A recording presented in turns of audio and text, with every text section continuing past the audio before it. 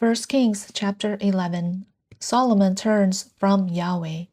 Now King Solomon loved many foreign women along with the daughter of Pharaoh, Moabite, Ammonite, Edomite, Sidonian, and Hittite women, from the nations concerning which Yahweh had said to the sons of Israel, "You shall not go along with them, nor shall they go along with you, for they will surely turn your heart away after their gods."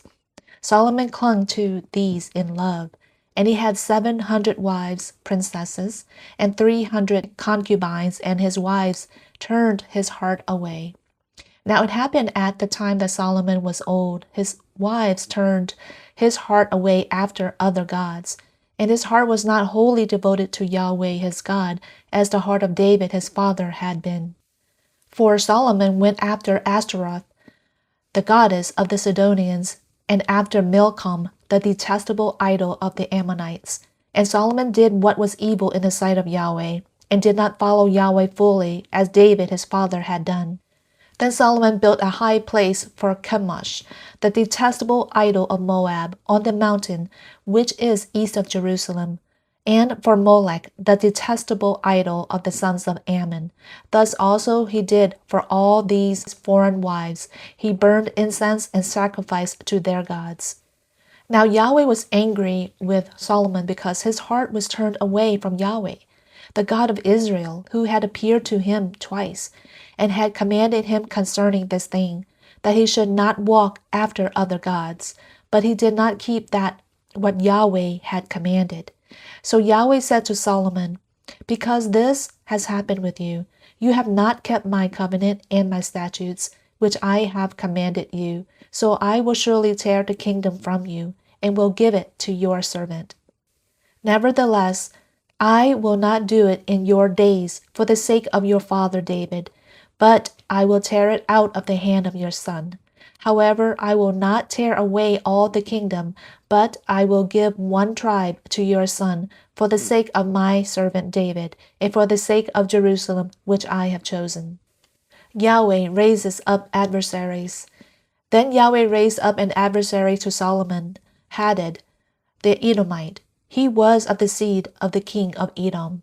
Now it happened that when David was in Edom, and Joab the commander of the army had gone up to bury the slain, and had struck down every male in Edom, for Joab and all Israel stayed there 6 months, until he had cut off every male in Edom, that Hadad fled to Egypt, he and certain Edomites of his father's servants with him, while Hadad was a young boy. Then they arose from Midian and came to Paran, and they took men with them from Paran and came to Egypt, to Pharaoh king of Egypt. And he gave him a house and assigned him food and gave him land.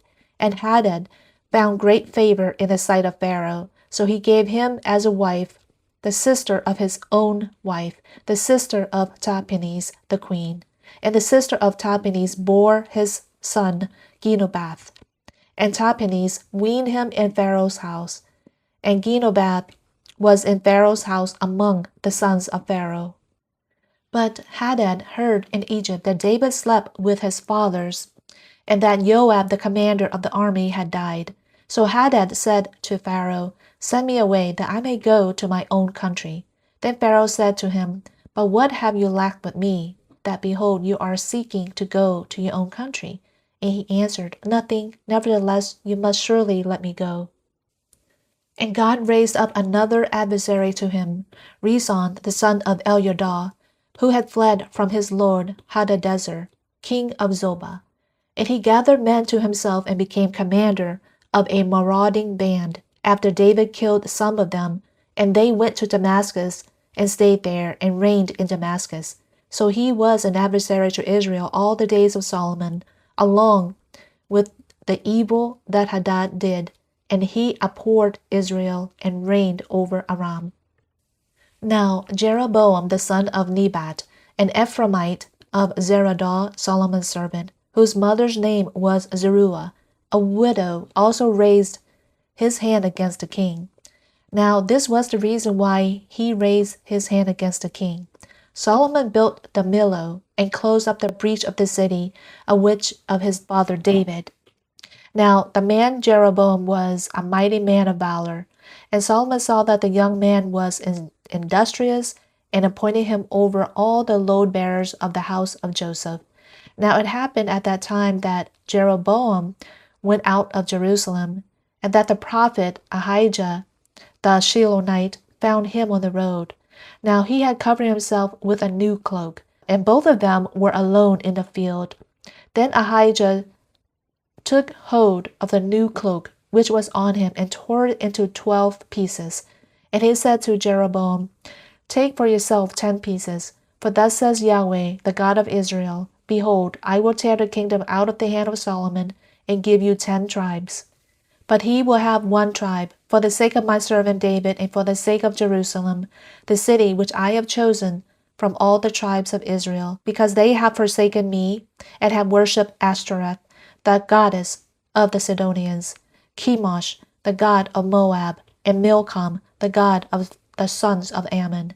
And they have not walked in my ways to do what is right in my sight, and to keep my statutes and my judgments, as his father David did.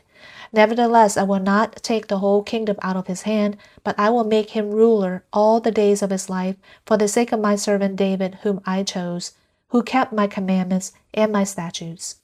But I will take the kingdom from his son's hand, and give it to you, the 10 tribes. But to his son I will give 1 tribe, that my servant David may have a lamp always before me in Jerusalem, the city where I have chosen for myself to put my name. And I will take you, and you shall reign over whatever your soul desires, and you shall be king over Israel. Then it will be that if you listen to all that I command you, and walk in my ways, and do what is right in my sight, to keep my statutes and my commandments, as my servant David did, then I will be with you and build you an enduring house as I built for David, as I will give Israel to you.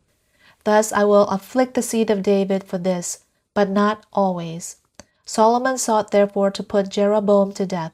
But Jeroboam arose and fled to Egypt, to Shishak, king of Egypt, and he was in Egypt until the death of Solomon. The death of Solomon. Now the rest of the acts of Solomon, and whatever he did, and his wisdom, are they not written in the book of the acts of Solomon? Thus the time that Solomon reigned in Jerusalem over all Israel was 40 years. And Solomon slept with his fathers, and was buried in the city of his father David.